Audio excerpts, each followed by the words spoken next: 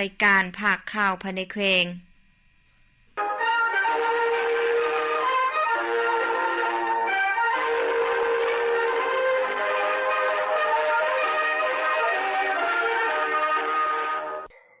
่านผู้ฟังที่เคารพต่อไปให้ประธานมารับฟังภาคข่าวภายในแขวงที่มีหัวข้อข่าวพร้อมเนื้อในดังต่อไปนี้ผู้ซี้นำหอบด้านแขวงพงศลีเคลื่อนไหวเฮ็ดเวียกอยู่เมืองใหม่ณตอนเช้าของวันที่29กรกฎาคม2026นี้สหายวันไสฟองสวรรค์กรรมการกรมการเมืองศูนย์กลางภาคคณะเลขาธิการศูนย์กลางภาคประธานคณะกวดกาศูนย์กลางภาคประธานองค์การกวดกาแห่งรัฐและหัวหน้าองค์การตามการสลาดบางหลวงศูนย์กลางผู้ซี้นำหอบดานอยู่แขวงพงศลีพร้อมคณะได้เคลื่อนไหวเฮ็ดเวียกอยู่เมืองใหม่เมืองบิลสุนแขวงพงศลีโดยเข้าร่วมในการลงเคลื่อนไหวครั้งนี้มีสหายสันติแก้วยสารรองเลขาพรรคแขวงประธานคณะกรรมการปกครองแขวงพร้อมคณะนำแขวงพงศลีให้การต้อนรับของสหายพรทวีไสมนตรีกรรมการพรรคแขวงเลขาพรรคเมืองใหม่พร้อมคณะการลงเคลื่อนไหวของสหายวันไสฟองสวรรค์ในครั้งนี้ได้เข้าพบปะอบรมกับคณะนำพนักงานหลัก6และพนักงานหลักแรงของเมืองใหม่ที่สโมสรเมืองซึ่งได้รับการรายงานสภาพจุพิเศษการพัฒนาเศรษฐกิจสังคมของเมืองใหม่จากสหายพรทวีไสมนตรีซึ่งเมืองใหม่เป็นเมืองที่ใต้สุดของแขวงพงศลีห่างจากเทศบาลแขวง210กิโลเมตรมีเส้นทางหลวงแห่งชาติเลขที่ 2E ผ่านและมีเขตแดนชายแดนติดกับบรรดาเมืองสัมพันธ์เมืองขัวติดกับเมืองพลทองและเมืองงอยแขวงหลวงพระบางติดกับแขวงเดียนเบียนสสเวียดนามมีเนื้อที่ทั้งหมด 3,171 กิโลเมตรเนื้อที่ส่วนหลายเป็นผู้ดอยกว่าถึง90ส่วนห้อยมี10กลุ่มบ้านพัฒนา78บ้านมี 4,913 ครอบครัวมีพลเมืองทั้งหมด 28,317 คนประกอบด้วย10เผ่าที่มีภาษาปากเว้าแตกต่างกันใน6เดือน2026เศรษฐกิจของเมืองขยายตัว 3.72 ส่วนห้อยรวมยอดผลิตภัณฑ์ภายในปฏิบัติได้255.82 ตึกกีบเทียบใส่แผ่นปฏิบัติได้ 67.63 ส่วนห้อยเฉลี่ยรายรับหัวคนได้$400สหรัฐคุดค้นรายรับเข้างบประมาณได้1,158,550,706 กีบเทียบใส่แผนการได้ 53.75 ส่วนห้อยพร้อมนี้บรรดาสหายคณะติดตามการเคลื่อนไหวยังมีคำเห็นแลกเปลี่ยนนำกันโอกาสในสหายวันไสฟองสวรรค์ได้โอลมเน้นหนักให้คณะนำพนักงานหนักหบและพนักงานลักแรงของเมืองใหม่พร้อมกันเอาใจใส่ในการนำพาซี้นำการจัดตั้งผ่านขยายมติกองประชุมใหญ่แผนพัฒนาเศรษฐกิจสังคมของเมืองติดพันกับคาดหมายสู่ส่วนของแขวงของเมืองให้สอดคล้องกับทาแห่งของเมืองที่เป็นเมืองวิลาสุนเอาใจใส่ปฏิบัติตามวาระแห่งชาติพัฒนาชนบทแก้ไขความทุกข์ยากเพิ่มทวีในการสร้างการหันเปลี่ยนเพื่อเฮ็ดให้ชีวิตการเป็นอยู่ของประชาชนได้รับการปรับปรุงดีขึ้นกว่าเก่าสืบต่อเอาใจใส่ในการพัฒนาเศรษฐกิจการผลิตกสิกรรมการปลูกการเลี้ยงจัดตั้งเป็นกลุ่มผลิตหรือสหกรณ์สร้างเศรษฐกิจเอกราชเป็นเจ้าตนเองส่งเสริมเศรษฐกิจภูมิปัญญาของประชาชนส่งเสริมให้ประชาชนมีอาชีพมั่นคงเพื่อสร้างรายรับดึงดูดการลงทุนของภายในและต่างประเทศสร้างฐานรายรับใหม่โดยการส่งเสริมการลงทุนส่งเสริมหัวหน่วยธุรกิจตามความสามารถทาแห่งในการบริการทางผ่านคุ้มครองทรัพยากรธรรมชาติสิ่งแวดล้อมปรับปรุงก่อสร้างพื้นฐานโครงสร้างเป็นต้นเมนเส้นทางส่งออกสินค้าเอาใจใส่สุขยูส่งเสริมให้ลูกหลานได้รับการศึกษา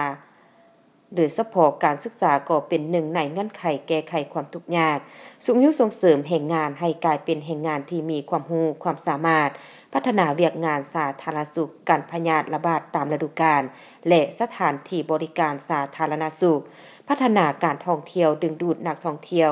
เข้ามาอนุรักษ์รักษาวัฒนธรรมอันดีงามของบรรดาเผ่าเพิ่มทวีในการเคลื่อนไหวเวียกงานป้องกันศาสตร์ป้องกันความสงบภายในเมืองแก้ไขปัญหาปรากฏการณ์ยอดท่อโดยเฉพาะปัญหายาเสพติดสแกมเมอร์การก่อสร้างพนักงานก็ต้องได้เอาใจใส่สร้างพนักงานให้มีคุณสมบัติศีลธรรมปฏิบัติ มีความรับผิดชอบต่อหน้าที่การเมืองซับซ้อนหน้าที่เวียกงานให้สอดคล้องตามความรู้ความสามารถเอาใจใส่เวียกงานกวดกาให้เข้มแข็งต้านการส่อราดหวังลวงองค์การจัดตั้งมหาชนต้องปลุกระดมทุกสันคนเข้าในการประกอบส่วนพัฒนาคณะภาคแต่ละคันสืบต่อเพิ่มทวีความสามัคคีให้แน่นแฟ้นเป็นอันหนึ่งอันเดียวกันเพื่อพัฒนาเมืองใหม่ขึ้นเรื่อยๆโอกาสนี้ยังได้มอบเงินสุด50ล้านกีบให้เมืองใหม่นักธุรกิจหนุ่มมอบเงินสุด100ล้านกีบให้เมืองใหม่คณะกรรมการศูนย์กลางพรรคมอบคอมพิวเตอร์ต่างโต๊ะพร้อมปรินเตอร์สีจำนวน1สุดให้คณะกรรมการเมืองใหม่จากนั้นก็ได้ไปเยี่ยมชมเบิ่งอาคารสถานที่ปรับปรุงเป็นห้องการเฮ็ดเวียกของตาแสงง่ายใต้เมืองใหม่ตึงอีกหน่วยพักแผนกวัฒนธรรมและการท่องเที่ยวแขวงพงศลีรับใบยังยืนหน่วยพักปลดใส่เข้มแข็งและนักแน่นพิธีรับใบยังยืนหน่วยพักปลดใส่เข้มแข็งและนักแน่นประจำปี 2025 ของหน่วยพักแผนกวัฒนธรรมและการท่องเที่ยวแขวงพงศลีได้จัดขึ้นในตอนบ่ายวันที่29กรกฎาคม2020นี้ที่ห้องประชุมของแผนกวัฒนธรรมและการท่องเที่ยวแขวงให้เกียรติเข้าร่วมเป็นประธานของสหายพลตรีสมพรมิตรพรกรรมการศูนย์กลางพรรคเลขาพรรคแขวงประธานสภาประชาชนแขวงพงศลีมีสหายสมตุยผมมะวงไสห้องเลขาในพรรครักษาการหัวหน้าแผนกวัฒนธรรมและการท่องเที่ยวแขวงพงศลีเข้าร่วมมีคณะจัดตั้งแขวงคณะกฎกาแขวงคณะโฆษณาอบรมแขวงแขกเชิญจากหน่วยพรรคค่อมข้างตลอดฮอดสมาชิกพรรคภายในหน่วยเข้าร่วมในพิธีสหายสมตุยผมมะวงไสห้องเลขาหน่วยพรรครักษาการหัวหน้าแผนกวัฒนธรรมและการท่องเที่ยวแขวงพงศลีได้ขึ้นผ่านบทสรุปรายงานการก่อสร้างในพรรคปลดใส่เข้มแข็งและหนักแน่นซึ่งสหายได้ยกให้เห็นบรรดาผลงานด้านดีด้านอ่อนข้อของข้างบทเรียนที่ทดทนได้ในการชี้นำนำพาจัดตั้งปฏิบัติเวียกงานในระยะผ่านมาและทิศทางแผนการเวียกจุดซุ่มในตัวหน้าซึ่งบางตอนให้ผู้ว่าหน่วยพรรคแผนกวัฒนธรรมและการท่องเที่ยวแขวงพงศลีมีคณะหน่วยพรรค3สหายหญิง1สหายปัจจุบันมีคณะพรรค2สหายหญิง1สหายมีจำนวนสมาชิกพรรคทั้งหมด28สหายหญิง11สหายในนี้สมาชิกพรรคสมบูรณ์7สหายหญิง10สหายสมาชิกพรรคสำรอง1สหายหญิง1สหายในตลอดระยะ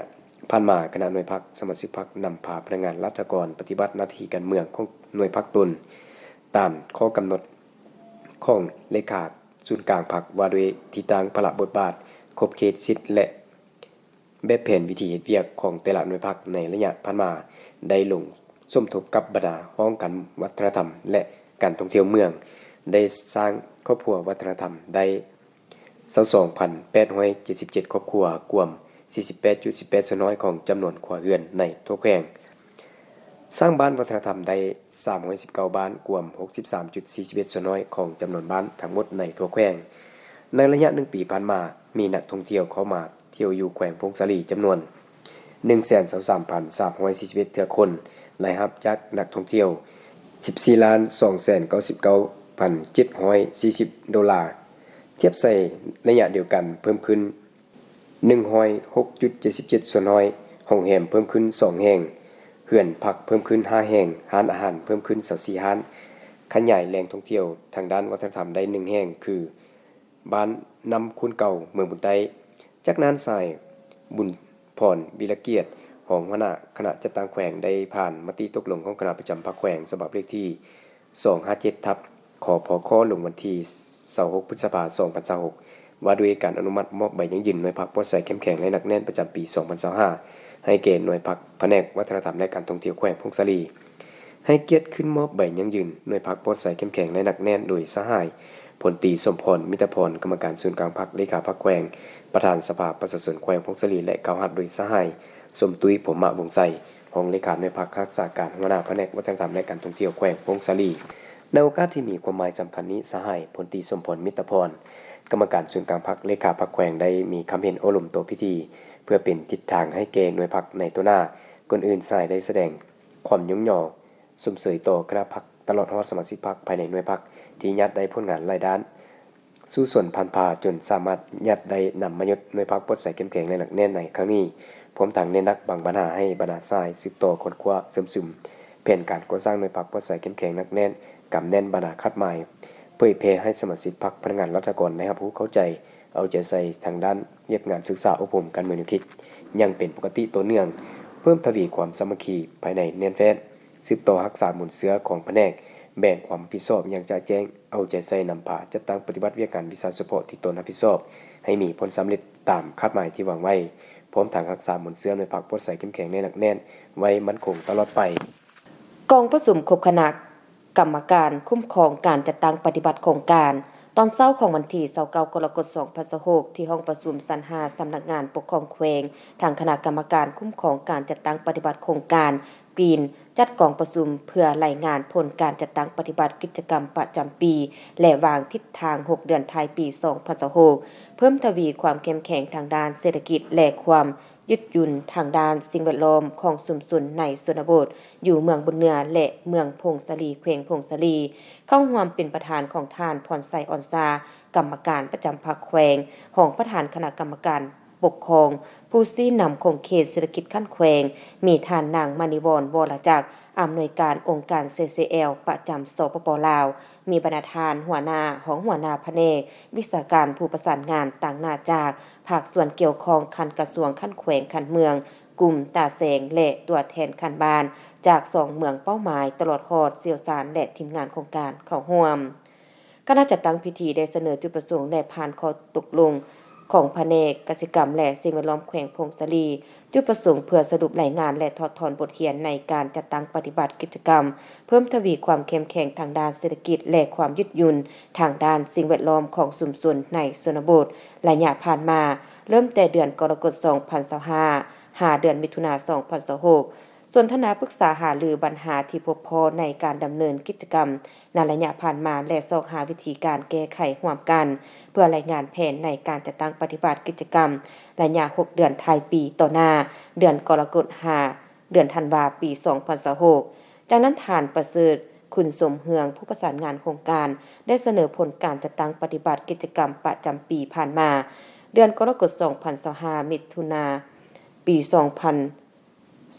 และการใช้จ่ายด้านงบประมาณโครงการแม้นได้จัดตั้งปฏิบัติแต่วันที่17พฤษภาคม2024 31ธันวาคม2026กิจกรรมหลักของโครงการแมนสนับสนุนชุมชนในเขตชนบทของแขวงพงศลีให้มีความการฟื้นฟูทางด้านเศรษฐกิจและเชื่อมโยงเข้ากับระบบตรงสู่มูลค่าท้องถิ่นที่มีความเข้มแข็งสนับสนุนการปกปักรักษาและคุ้มครองทรัพยากรธรรมชาติของแขวงพงศลีแน่ใส่สุนูการพัฒนาเศรษฐกิจของท้องถิ่นแบบมีจุดซุมขอบด้านและยืนยงสร้างความเข้มแข็งให้แก่ภาคส่วนเกี่ยวข้องในท้องถิ่นของแขวงพงศลีให้รู้จักสภาพท้องถิ่นของตนดีขึ้นเพื่อประกอบส่วนเข้าในการพัฒนาเศรษฐกิจในท้องถิ่นของตนแบบยืนยงและขอบด้านและงบประมาณของโครงการทั้งหมด 629,423 ยูโรและให้ทุนเมนองค์การฝรั่งเพื่อการพัฒนา AFD และองค์การข้าวจีเพื่อประชากรโลก BFW และพื้นที่เป้าหมายของโครงการเพิ่มทวีความเข้มแข็งทางด้านเศรษฐกิจและความยืดหยุ่นทางด้านสิ่งแวดล้อมของชุมชนในเขตชนบทกำหนดเอาบ้านเป้าหมาย40บ้านใน2เมืองสำเร็จคัดเลือกเอาอาสาสมัครคันบ้านของเมืองพงศลีจำนวน10บ้านเป้าหมายและเมืองบุญเหนือจำนวน14บ้านเป้าหมายและฝึกอบรมมี6บทเรียนคือแนะนำแผนฝึกอบรมด้านเศรษฐกิจครอบครัวรายรับและค่าใช้จ่ายที่เกี่ยวข้องการทอนเงินและการลงทุนของครอบครัวการสร้างแผนธุรกิจความสำคัญของบทบาทหญิงชายในเศรษฐกิจครอบครัวและเส้นทางสู่เป้าหมายเศรษฐกิจครอบครัวพร้อมนำผู้เข้าร่วมยังได้รับฟังความคืบหน้าด้านตัวชี้วัดของโครงการและทิศทางแผนการประจำท้ายปี2026ของโครงการแผนการขยายระยะเวลาออกไปตื่ม3เดือนพร้อมนั้นได้ผลัดเปลี่ยนการประกอบความคิดความเห็นอย่างกงไปกงมากองประชุมสรุปรายงานผลการจัดตั้งปฏิบัติเวียกงานบริการสาธารณสุขประจำ6เดือนต้นปีและวางทิศทาง6เดือนท้ายปี2026กองประชุมดังกล่าวได้จัดขึ้นในวันที่27กรกฎาคม2026นี้ที่ห้องประชุมห้องการเงินเมืองขั่วโดยการเป็นประธานของท่านนางอำไพสุริพลกรรมการพรรคเมืองหัวหน้าห้องการสาธารณสุขเมืองให้เกียรติเข้าร่วมของท่านสมนึกไสยจิตกรรมการประจำพรรคเมืองห้องประธานคณะกรรมการปกครองเมืองผู้ชี้นำของเขตวัฒนธรรมสังคม มีบรรดาของหัวหน้าห้องการหัวหน้าของหัวหน้าหน่วยงานจุงานหัวหน้าสุขศาลาแขกเชิญองค์การเคลนานาชาติประจำแขวงพงศลีเข้าร่วมในกองประชุมท่านนางอัมไพสุริพลได้กล่าวเปิดกองประชุมอย่างเป็นทางการจากนั้นผู้เข้าร่วมก็ได้รับฟังการสรุปผลการจัดตั้งปฏิบัติเวียกงานสาธารณสุขประจำ6เดือนต้นปี2026และวางทิศทางแผนการ6เดือนท้ายปี2026ในระยะผ่านมาได้สำเร็จการจัดตั้งปฏิบัติบรรดาคัดหมาย14ตัวสีบอกสาธารณสุขที่สภาแห่งชาติรับรองปฏิบัติบรรลุคัดหมาย13ตัวสีบอกอย่าง1ตัวสีบอกคือตัวสีบอกที่1อัตราส่วนเด็กลุ่ม5ปีที่มีน้ำหนักต่ำกว่ามาตรฐาน 1.4 ส่วนน้อยบรรลุตัวสีบอกที่2อัตราส่วนเด็กลุ่ม5ปีที่ขาดสารอาหารกระทันหันจอยผอม 0.3 ส่วนน้อยบรรลุตัวสีบอกที่3อัตราส่วนเด็กลุ่ม5ปีที่มีหลวงสูงบ่ได้มาตรฐาน 0.6 ส่วนน้อยบรรลุตัวสีบอกที่4อัตราส่วนการตายของเด็กลุ่ม1ปีต่อ 1,000 คนบ่มีเด็กตายบรรลุคาดหมายตัวสีบอกที่5อัตราการตายของเด็กต่ำกว่า5ปี0ต่อปี 1,000 คนบ่มีเด็กตายบรรลุคาดหมายตัวสีบอกที่6อัตราการตายของแม่0คนต่อ 100,000 คนบ่มีการแม่ตายบรรลุคาดหมายตัวสีบอกที่7อัตราการเกิดมีเพศช่วย81ส่วนน้อยถ้าเทียบใส่แผ่น6เดือนบรรลุ100ส่วนน้อยตัวสีบอกที่8อัตราสักยากันพยาธิ47.68ส่วนน้อยบรรลุตัวสีบอกที่9อัตราซอกค้นหากรณีพยาธิวัณโรคปอดเพื่อเข้าถึงการปิ่นปัว100ส่วนน้อยบรรลุตัวสีบอกที่10จำนวนการติดเชื้อไข้มาลาเรียกับที่100ส่วนน้อยบ่มีผู้ติดเชื้อไข้มาลาเรียบรรลุตัวสีบอกที่11อัตราส่วนผู้บ่งมติพยาธิติดเชื้อ HIV ได้รับการปิ่นปัว100ส่วนน้อยบรรลุตัวสีบอกที่12อัตราการปกคุมประกันสุขภาพปกสบรรลุคาดหมาย100ส่วนน้อยบรรลุตัวสีบอกที่13อัตราการสุ่มใส่น้ำสะอาด98ส่วนน้อยบรรลุตัวสีบอกที่14อัตราสถานที่บริการสาธารณสุขได้จัดตั้งปฏิบัติเป็นสถานที่บริการสะอาดปลอดภัยและ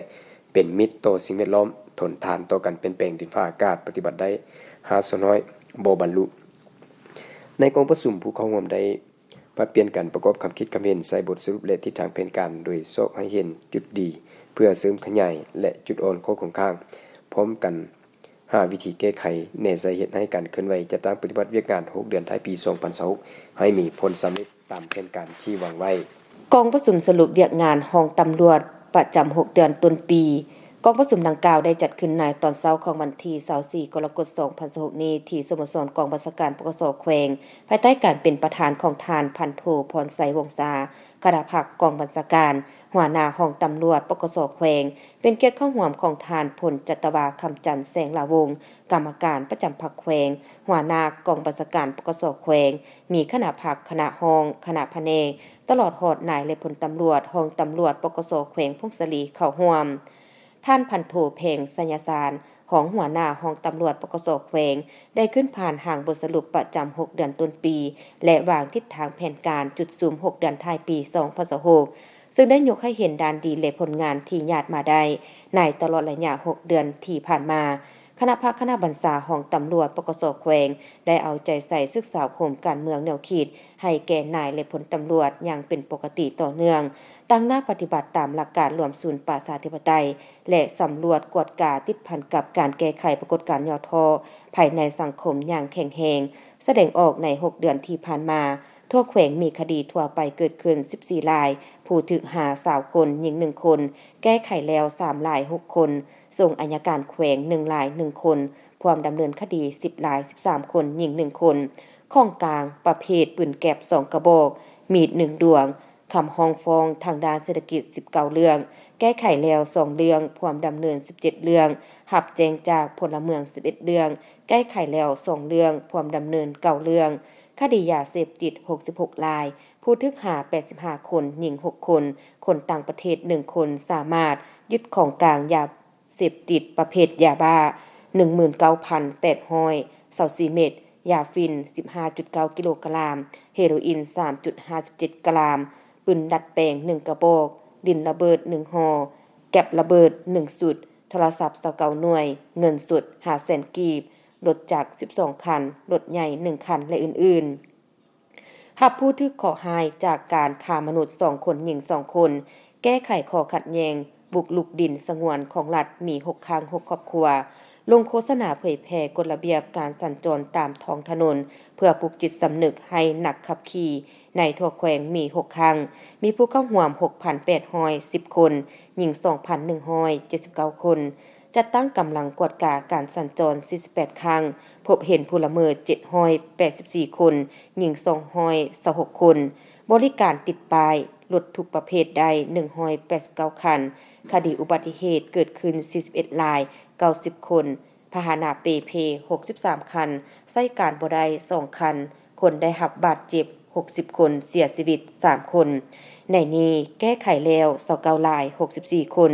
คู่กรณีไกล่เกลี่ยกันเอง8ราย18คน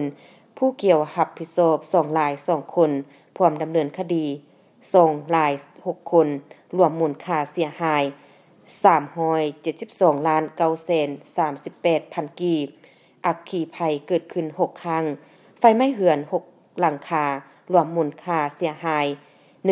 1,874ล้าน525,000 กีบประสานสมทบกับภาคส่วนที่เกี่ยวข้องลงสำรวจเนื้อที่ปลูกฝิ่นในทั่วแขวงสามารถพบเห็นการลักลอบปลูกฝิ่น22กลุ่ม55บ้าน343หลังคามี357ครอบครัว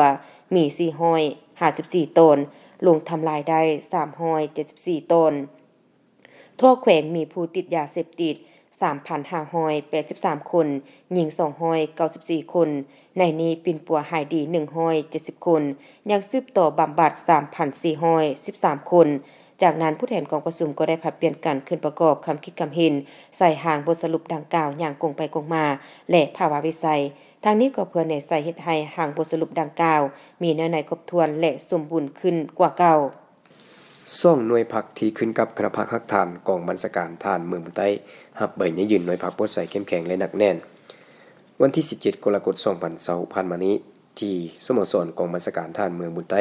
หน่วยพักเสนาธิการและหน่วยพักแผนกพลาธิการได้จัดพิธีมอบรับใบยืนหน่วยพักปลดใสเข้มแข็งหนักแน่นประจำปี2025-2026โดยกันเป็นเกียรติเข้าร่วมเป็นประธานของสหายอุ่นแปลงธรรมโนไซของเลขาพรรคเมืองประธานกฎกาพรรครัฐผู้ชี้นำองค์การจัดตั้งมาส่วนคัดเมืองมีสหายพันโททองดีผมปัญญากรรมการพรรคเมืองเลขาคณะพรรคฮักฐานหัวหน้าการเมืองกองบัญชาการทหารเมืองบุญใต้มีคณะจัดตั้งเมืองคณะหน่วยพรรคแขกเชิญและสมาชิกพรรคสมบูรณ์3ห้องเข้าร่วมในพิธีทรายพันตีคำพรคำวงศาตั้งหน้า2หน่วยพรรคขึ้นผ่านบทสรุปด้านดีด้านอ่อนและข้อคงค้างของ2หน่วยพรรคในตลอดระยะผ่านมาด้านการเมืองแนวคิดสมาชิกพรรคแต่ละสหายมีคุณทัศน์การเมืองหนักแน่นมีคุณสมบัติศีลธรรมปฏิวัติมีน้ำใจเสียสละอันสูงเพื่อชาติเพื่อประชาชนเพื่อเฮ็ดสำเร็จทุกหน้าที่เวียกงานที่การจัดตั้งได้มอบหมายด้านแนวคิดได้เพิ่มทวีความสามัคคีเป็นเอกภาพภายในหน่วยพรรคให้เป็นแน่นแฟ้นต้านแนวคิดหลายพรรคหลายเข้าพรรคพวกในการจัดตั้งพรรคต้านการจัดตั้งคณะหน่วยพรรคสมาชิกพรรคแต่ละสหายยึดมั่นปฏิบัติ5หลักการ3ทิศนำในการก่อสร้างพรรคและปรับปรุงพรรคให้โปร่งใสเข้มแข็งหนักแน่นด้านแบบแผนการนำพาได้ยึดมั่นหลักการรวมศูนย์ประชาธิปไตยนำพาเป็นหมู่คณะแบ่งความรับผิดชอบอย่างจะแจ้งเสียงส่วนน้อยขึ้นกับเสียงส่วนหลายบุคคลขึ้นกับการจัดตั้งคันหลุมขึ้นกับคันถึงทิศทางแผนการในต้นหน้าจะสืบต่อเสื่อมซึมกำแน่นแนวทางเนื้อในอย่างลึกซึ้งพร้อมจัดตั้งปฏิบัติแผนการที่วางไว้ให้ปรากฏผลเป็นจริงปรับปรุงก่อสร้างพรรคสมาชิกพรรคให้โปร่งใสเข้มแข็งหนักแน่นสืบต่อติดตามกฎกาสุขยุจัดตั้งปฏิบัติสรุปถอนบทเรียนด้านดีด้านอ่อนส่งแสงรายงานให้คันถึงเป็นปกติ2หน่วยพรรคมีสมาชิกพรรคทั้งหมด56สหายหญิง5สหายจากนั้นสายสมหวังจันทวงศ์หัวหน้าจัดตั้งเมืองได้ผ่านมติตกลงฉบับเลขที่25/ขจม.ลงวันที่27มังกร2026ว่าด้วยการมอบใบยืนหน่วยพรรคปลดใสเข้มแข็งหนักแน่นให้หน่วยพรรคแผนกเสนาธิการและหน่วยพรรคแผนกพลาธิการของบัญชาการทหารเมืองบุญใต้โดยการเก่ามอบโดยสหาย เลขาหน่วยพรรคทั้ง2สหายพร้อมด้วยคณะตอนท้ายพิธีได้แสดงความยิ่งใหญ่สุดเสยบรรดาสมาชิกพรรค2หน่วยพรรคที่ญาติได้พร้อมทั้งเน้นหนักให้คณะหน่วยพรรค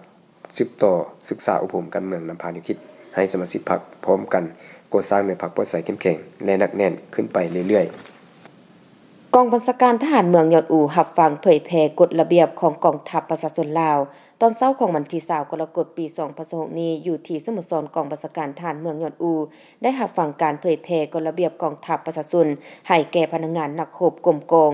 ได้รับรู้และพร้อมกันเสื่อมซึมโดยการเป็นประธานของสหายพันโทบุญเพ็งแสงสุรีคณะประจำภาครักษาการหัวหน้าห้องการเมืองกองบัญชาการทหารแขวงพงศลีมีสหายพันโทคำขันพรหมมาเลขาคณะภาคหักทานกองบัญชาการทหารเมืองยอดอูมีคณะภาคคณะบัญชาพนักงานนักรบเข้าร่วม50สหายหญิง5สหายในพิธีสหายประธานได้ผ่านบรรดาเนื้อในเอกสารกฎระเบียบกองทัพประชาชนลาวรวมมี16ภาคมี299มาตรากองทัพประชาชนลาวแม่นกำลังประกอบอาวุธปฏิวัติของประชาชนลาวบรรดาเผ่าโดยแม่นพรรคประชาชนปฏิวัติลาวเป็นผู้นำพาจัดตั้งศึกษาอบรมและฝึกฝนหล่อมภายใต้การนำพาเด็ดขาดโดยกงหอบด้านของพรรคประชาชนลาวได้สืบทอดหมุนเสือต่อสู้บ่ยอมจำนนซึ่งแม่นพาหนะอันแหลมคมของพรรคของศาสตร์และของส่วนสันกรรมกรลาวในการต่อสู้ปฏิวัติทางนี้ก็เพื่อเฮ็ดให้นายและพลทหารเข้าใจเกี่ยวกับสิทธิและหน้าที่ของแต่ละสหายจุดประสงค์เพื่อเป็นการปรับปรุงกฎระเบียบของกองทัพให้นายและพลทหารอยู่บรรดาองค์การให้มีความเป็นระเบียบเรียบร้อยและมีวินัยที่เข้มงวดเป็นการกระตุกสุกยูให้บรรดาองค์การกรมกองและมีสติต่อการจัดตั้งปฏิบัติบรรดาข้อกำหนดกฎระเบียบของกองทัพอย่างต่อเนื่องและเป็นปกติสร้างกรมกองให้มีความเข้มแข็งมีระเบียบแบบแผนและทันสมัยเพื่อจัดตั้งปรับปรุงระเบียบแบบแผนให้เข้าสู่ระบบทั้งเป็นการประกอบส่วนอันสำคัญเข้าในการเคลื่อนไหวที่พันกับการก่อสร้างกรมกองปลอดภัยเข้มแข็งและหนักแน่นรับประกันให้ทุกๆเวียกงานที่อาจจะเกิดขึ้นให้ทันกับเวลาจากนั้นสหายพันโทบุญทองวีระวงศ์หัวหน้าแผนกกำลังพลห้องเสนาธิการกองบัญชาการทหารแขวงพงศลีได้ขึ้นผ่านข้อตกลงฉบับเลขที่427/กบสกลงวันที่26กันยายน2025ว่าด้วยการมอบใบยั่งยืนกรมกองปลอดภัยปลอดคดีประเภท1ประจำปี2024-2025ให้แก่กองบัญชาการทหารเมืองยอดอูกล่าวมอบโดยสหายพันโทบุญเพ็งแสงสุรีคณะประจำภาครักษาการหัวหน้าห้องการเมืองกองบัญชาการทหารแขวงพงศลีและกล่าวรับโดยสหายพันโทคำขันพรหมมาเลขาคณะภาคหักฐานกองบัญชาการทหารเมืองยอดอูหน่วยพรรคกฎกาแผนการอาศิวะและนอกของเย็น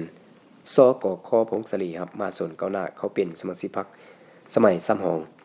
ตอนเช้าวันที่22กรกฎาคม2020นี้ที่ห้องประชุมแผนกศึกษาธิการและกีฬาแขวงหน่วยพรรคกฎกาแผนการอาศิวะและนอกของเย็นได้จัดพิธีรับมาส่วนผู้ก้าวหน้าเขาเป็นสมาชิกพรรคสมัยซ้ำหองโดยเป็นเกียรติเป็นประธานของสหายสายคำยินสมบัติคณะภาคหักฐานเลขาหน่วยพรรคกฎกาแผนการอาศิวะและนอกของเย็นมีบรรดาสายคณะหน่วยพรรคบรรดาสายหน่วยตั้งหน้าจากองค์การจัดตั้งมาส่วนและสมาชิกพรรคสมบูรณ์ซ้ำหองภายในหน่วยพรรคเข้าร่วมในพิธีสายสมหวัง4สูเพชรประธานกฎการหน่วยพรรคกฎกาแผนการอาศิวะและนอกของเย็นได้ขึ้นผ่านมติตกลงของคณะประจำพรรคแขวงว่าด้วยการรับเอามาส่วนผู้ก้าวหน้าเขาเป็นสมาชิกพรรคซ้ำหองฉบับเลขที่226ทับขอพคลงวันที่13พฤษภาคม2020เห็นดีรับเอาสหายแก้วประเสริฐเขาเป็นสมาชิกพรรคสมัยซ้ำหองจากนั้นสหายหอมมกดาของเลขาหน่วยพรรคกฎกาแผนการอาศิวะและนอกของเย็นได้ขึ้นมอบมติตกลงรับเอาสหายใส่แก้วประเสริฐเขาเป็นสมาชิกพรรคซ้ำหองยังเป็นทางการต้นท้ายพิธีประธานพิธีได้ตั้งหน้าคณะหน่วยพรรคอบรมและเน้นหนักการก่อสร้างและปรับปรุงตนเองตาม5หลักการ3ทิศนำของพรรคประชาชนปฏิวัติลาวในยุคปัจจุบันต่อสมาชิกพรรคภายในหน่วยพร้อมทั้งเรียกร้องให้สมาชิกพรรค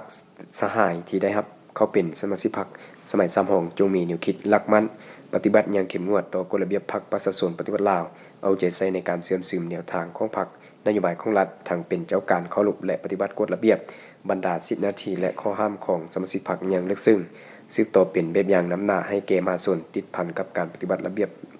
ของพนักงานรัฐกรเพื่อก่อสร้างตนเองสามารถเลื่อนเป็นสมาชิกพรรคสมบูรณ์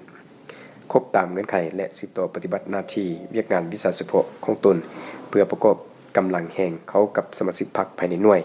สร้างหน่วยพรรคของตนให้มีความปลอดภัยเข้มแข็งหนักแน่นกองห้อยทหารสายแดน111เปิดสุดอุคุมหัดแอบไตรมาส2ประจำปี2026ในวันที่24กรกฎาคม2026ที่ผ่านมานี้กองห้อยทหารสายแดน111เมืองยอดอูแขวงพงศลีได้จัดพิธีเปิดสุดอุคุมหัดแอบการทหารการเมืองพลาธิการเทคนิคและวิชาเฉพาะสายแดนประจำไตรมาส2ประจำปี2026โดยการเข้าร่วมเป็นประธานของสหายพันตรีเวียงคอนธรรมวงศ์จิตรองเลขาหน่วยภาคหัวหน้าการทหารกองห้อยสายแดน111มีคณะภาคคณะบรรณาธิการนายและพลทหารในกรมกองเข้าร่วมสหายพันตรีพรหมคำโสระพีรองหัวหน้าการทหารกองห้อย111ได้ผ่านข้อตกลงกองประชาการทหารแขวงฉบับเลขที่11/กบสกลงวันที่2กุมภาพันธ์2026ว่าด้วยการอนุมัติให้กองห้อยทหารสายแดน111เปิดศูนย์อบรมหัดแอบการทหารการเมืองพลาธิการเทคนิคและวิชาเฉพาะสายแดนประจำไตรมาส2ปี2026พร้อมทั้งผ่านแผนการอบรมหัดแอบในครั้งนี้ประกอบมี8ภาคคือภาคการเมืองหับไซสู่6กำหนดเวลา3วันภาคระเบียบพิธีการกำหนด3วันภาคกีฬาการทหาร 4.5 วันภาคศิลปยุทธทหารหาบ12วันภาคยุทธวิธีทหารหาบ15วันเวียกงานสื่อสาร2วันภาคพลาธิการ3วันเวียกงานเสนาธิการ2วันกำหนดเวลาอบรมหัดแอบทั้งหมด90วันจึงจะสำเร็จจุดประสงค์ในการอบรมหัดแอบในครั้งนี้ก็เพื่อยกระดับความรู้ความสามารถทางด้านศิลปยุทธวิธีให้นายและพลทหารมีคุณภาพมีความสำเร็จสำนานคล่องแคล่วหาประกันการพร้อมสู้รบและเพื่อเป็นการฝึกฝนหล่อหลอมกำลังแห่งกายให้นายและพลทหารให้มีสุขภาพแข็งแรงแข็งแกร่งพร้อมเกียมพร้อมรับใช้หน้าที่ในทุกๆเงื่อนไขและทุกๆกรณีที่จะเกิดขึ้นในนั้นได้ผ่านข้อกำหนดระเบียบในส่วนระยะเปิดสุดโฮมหัดแอบการทหารการเมืองพลาธิการเทคนิคและวิชาเฉพาะสายแดนประจำไตรมาส2ปี2026จากนั้นแต่ละหมวดยังได้ขึ้นผ่านข้อแข่งขันระหว่างหมวดต่อหมวดในการเรียนดีเรียนเก่งตึมอีกทีมงานแพทย์คันแขวงและเมืองได้เปิดรับบริการสักวัคซีนไข้หวัดฤดูกาลให้แก่ประธานคณะปกครองแขวงและประธานคณะปกครองเมืองและหัวหน้าแผนกการคันแขวงในเดือนกรกฎาคมปี2026มานี้ด้วยความเป็นห่วงเป็นใยต่อสุขภาพเพื่อส่งเสริมและป้องกันพยาธิอาจจะเกิดขึ้นตามฤดูกาลดังนั้นแผนกสาธารณสุขแขวงได้เปิดรับการบริการซักวัคซีนไข้หวัดตามฤดูกาลให้แก่ประธานคณะปกครองแขวงและประธานคณะปกครองเมืองและหัวหน้าแผนกการคันแขวงณที่ห้องประชุมชั้น3สำนักงานปกครองแขวงเพื่อเสริมสร้างคุณภูมิกันให้แก่ร่างกายให้มีความต้านทานต่อพยาธิฤดูกาลรวมทั้งหมด48ฐานหญิง10ฐานท่านผู้ฟังที่เคารพที่ประธานรับฟังผ่านไปนั้นก็แม่นข่าวภายในแขวงรายการข่าวพวกนี้ได้หมดเพียงเท่านี้เวียงสวรรค์และยินไซอ่าน